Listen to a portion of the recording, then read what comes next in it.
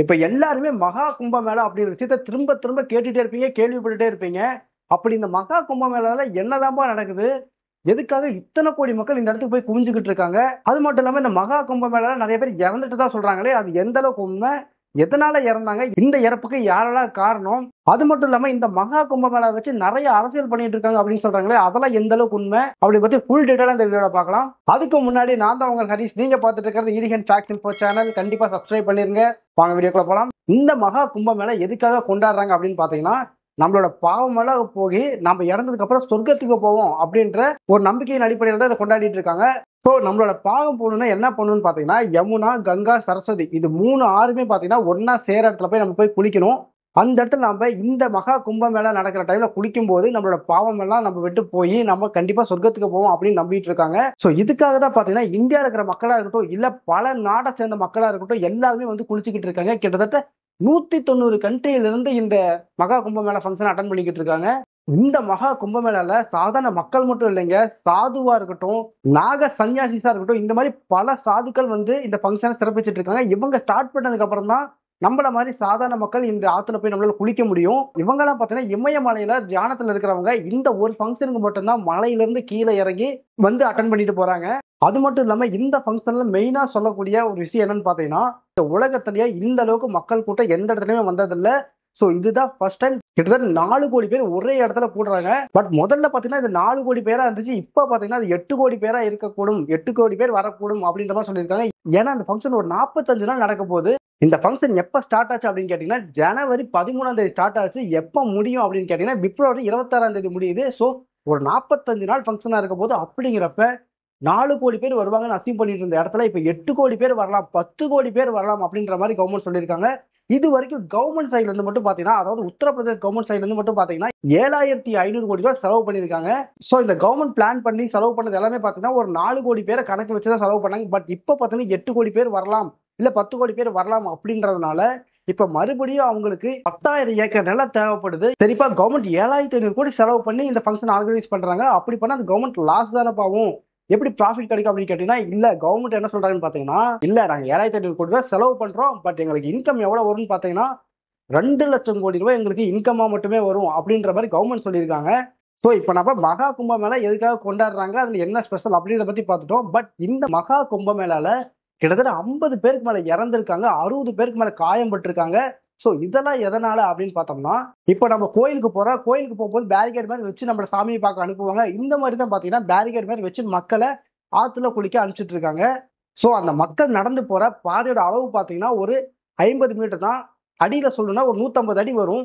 So இந்த கேப்ல தான் பாத்தீங்கன்னா மக்கள் நடந்து போய் ஒரு 15-20 கிலோமீட்டர் தூரத்துக்கு கியூ நிக்குதுன்னு சொல்றாங்க. சோ இந்த 15-20 கிலோமீட்டர் கியூ பாத்தீங்கன்னா இந்த ஒரு 150 அடி டிஸ்டன்ஸ்ல தான் நடந்து போய் அந்த ஆத்துல குளிச்சுட்டு வர மாதிரி இருக்கும். ஸோ கூட்டம் அதிகமாக மக்களோட நெருக்கம் அதிகமாயிட்டே போகுது. அப்படிங்கிறப்ப அவங்களால மூச்சு விட முடியாம போயிருக்கு. மூச்சு விட முடியாம போனனால அங்க இருக்கிற போலீஸ்காரன்ட்டு கேட்டிருக்காங்க, பேரிகேடை கொஞ்சம் ஓப்பன் பண்ணி விடுங்க, எங்களால மூச்சு விட முடியல அப்படின்னு சொல்லி 1 மணி நேரமா மக்கள் போராடி இருக்காங்க. ஆனா போலீஸ்காரங்க பாத்தீங்கன்னா அந்த பேரிகேடை ஓப்பன் பண்ணி விடல அப்படின்ற மாதிரி ஒரு குற்றம் சொல்லியிருக்காங்க போலீஸ்காரங்க மேல. பட் அந்த போலீஸ்காரங்க பேரிகேடு ஓப்பன் பண்ணாதனால கூட்டமும் அதிகமானதுனால மக்கள் மூச்சு விட முடியாம மயங்கி விழுந்திருக்காங்க. மயங்கி விழுந்த மக்கள் மேலே அடுத்தடுத்து வந்த மக்கள் பாத்தீங்கன்னா ஏறி ஏறி போயிருக்காங்க. அதுக்கு என்ன காரணம் பாத்தீங்கன்னா, பின்னாடி இருக்க மக்கள் 15-20 கிலோமீட்டர் தூரத்துல நிக்கிறாங்க. அவங்களுக்கு வந்து எப்படா நம்ம போய் குளிப்போம் அப்படின்ற மாதிரி தான் இருக்கும். அவங்க என்ன பண்றாங்க, பின்னாடி இருந்து ஃபுல்லா தள்ளிக்கிட்டே வராங்க. அப்படி தள்ள தள்ள கீழே விழுந்தவங்க மேலே ஏறி ஏறி நடக்க கிட்டத்தட்ட 50 பேர் இறந்திருக்காங்க. ஸோ மக்கள் மெயினா ஃபர்ஸ்ட் சொல்ற ரீசன் என்னன்னு பாத்தீங்கன்னா, போலீஸ் வந்து எங்களால மூச்சிட முடியலன்னு சொல்லியுமே பேரிகேடை ஓபன் பண்ணல அப்படின்ற மாதிரி போலீஸ் மேல குற்றம் சொல்றாங்க. பட் போலீஸ் சைட்ல இருந்து என்ன சொல்றாங்கன்னு பாத்தீங்கன்னா, விஐபி தரிசனம் சொல்லிட்டு நிறைய பேர் நம்ம ஊர் கோயில் வந்துகிட்டு இருக்காங்க. இந்த மாதிரி தான் விஐபி டிக்கெட்டை போட்டு இந்த ஆத்துல குளிக்கிறதுக்கு நிறைய கவர்மெண்ட் அஃபீஷியல்ஸ் வந்துட்டு இருக்காங்க. ஸோ இந்த விஐபிஸ்ல வரனால போலீஸ்காரங்க என்ன பண்றாங்க, விஐபி வரும்போது மக்கள் குளிக்க கூடாதுன்னு சொல்லி மக்களை பேரிகேட் போட்டு தடுத்துறாங்க குளிக்க விடாம. அப்ப விஐபி குளிச்சுட்டு போற வரைக்கும் பேரிகேட் க்ளோஸ்ல தான் இருக்கும். ஸோ விஐபி போனதுக்கு அப்புறம் தான் பேரிகேட் ஓப்பன் பண்றாங்க. ஸோ அது வரைக்கும் மக்கள் எவ்வளவு நேரம் தான் வெயிட் பண்ணுவாங்க. விஐபியே வரவங்க பாத்தீங்கன்னா டைரக்டா கார்லயோ இல்ல வேன்லயோ வந்துடுறாங்க. ஏன்னா அவங்களுக்கு தண்ணி ரோட்டு போட்டு வச்சிருக்காங்க. ஸோ அவங்க டைரக்டா வந்து குளிச்சுட்டு போயிடுறாங்க. அதுலயும் ஒரு சில விஐபி பாத்தீங்கன்னா 15-20 தடவை இது வரைக்கும் வந்துட்டு போயிருக்காங்க அப்படின்னு மாதிரி சொல்றாங்க. ஸோ ஒவ்வொரு விஐபி வரும்போதும் மக்களை பிளாக் பண்றாங்க, விஐபி விடுறாங்க, விஐபி குளிக்கிறாங்க, மறுபடியும் விஐபி போறாங்க. அப்புறமா பாத்தீங்கன்னா மக்களை ரிலீஸ் பண்றாங்க, மக்கள் போய் குளிக்கிறாங்க. ஸோ இதே நடந்துகிட்டே இருக்கும்போது கூட்டம் அதிகமாக இந்த மாதிரி அஸ்மாவிதம் நடந்திருக்கு. ஸோ இந்த விஐபி சீட்டை வந்து இப்ப உத்தரப்பிரதேச கவர்மெண்ட் வந்து ஸ்டாப் பண்ணிட்டாங்க. இனிமேல் யாருக்கும் விஐபி சீட்டே கிடையாது அப்படின்ற மாதிரி சொல்லிட்டாங்க. ஏன்னா ஆப்போசிஷன் பார்ட்டி பாத்தீங்கன்னா பயங்கரமா இதை பத்தி பேச ஆரம்பிச்சிட்டாங்க. நீங்க விஐபி டிக்கெட் கொடுத்தனாலதான் மக்களோட கூட்டம் அப்படியே ஸ்டன்னாய் நின்றுச்சு, அதனாலதான் பின்னாடி வந்தவங்க தள்ளி தள்ளி கொண்டிருக்காங்க. இதே விஐபி யாரும் வராம இருந்தாங்கன்னா மக்கள் குளிச்சுட்டு எப்பயும் போல ஒரு சைக்கிள போய்கிட்டே இருந்திருப்பாங்க அப்படின்ற மாதிரி சொல்ல ஆரம்பிச்சிட்டாங்க. சோ இத்தனை பேர் இறந்ததுக்கு காரணம் ஒண்ணு, அவங்க நினைச்சதோட அதிகமான கூட்டம் வருது. அதுக்கு அடுத்தது பாத்தீங்கன்னா விஐபிக்கு தனியா ஸ்பேஸ ஒதுக்கி அவங்களை குளிக்க வச்சதுக்கு அப்புறம் மக்கள் அனுப்புறது. இது 2 தான் மேஜரான ரீசன் அப்படின்ற மாதிரி சொல்லியிருக்காங்க. சோ இப்ப விஐபி சீட்டை கேன்சல் பண்ணிட்டாங்க. பட் மக்களோட கூட்டம் அதிகமா வரனால இன்னும் ஒரு 10,000 ஏக்கரை எடுத்து கவர்மெண்ட் ரெடி பண்ண போறாங்க மக்களை தங்க வைக்கிற மாதிரி. இன்னும் பிப்ரவரி 26ஆம் தேதி வரைக்கும் இந்த ஃபங்க்ஷன் நடக்க போகுது. சோ இப்ப சொல்ல போனா இன்னும் 1 மந்த் ஷூரா இருக்குது. அப்படிங்கிறப்ப இன்னும் நிறையவே உயிரிழப்புகள் வர்றதுக்கான வாய்ப்பு நிறையவே இருக்கு. சோ அதை இப்ப இருந்தே கவர்மெண்ட் பிளான் பண்ணி தடுத்தாங்கன்னா தான் உண்டு. சரிப்பா, இந்த மகா கும்பமேளாவை பத்தி நான் அதிகமா கேள்விப்பட்டதே இல்லை. எந்த வருஷம் தான் அதிகமா கேள்விப்படுறோம்?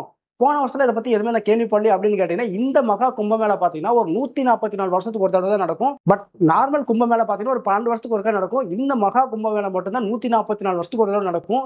1954 ஜவஹர்லால் நேரு இருந்தப்ப நடந்துச்சு. அப்ப பாத்தீங்கன்னா ஒரு கூட்ட நெரிசல்ல மட்டுமே கிட்டத்தட்ட 300 பேர் பக்கம் இறந்திருந்தாங்க. இதை பாத்தீங்கன்னா நம்ம நரேந்திர மோடி கூட 2019ல பேசியிருந்தாரு. அது மட்டும் இல்லாம மகாத்மா காந்தி கூட சுதந்திர போராட்டத்தை ஆரம்பிக்கும் போது இந்த மகா கும்பமேளா கூட்டத்தை வச்சுதான் ஆரம்பிச்சாரு அப்படின்ற மாதிரி ஒரு நியூஸ் இருக்கு.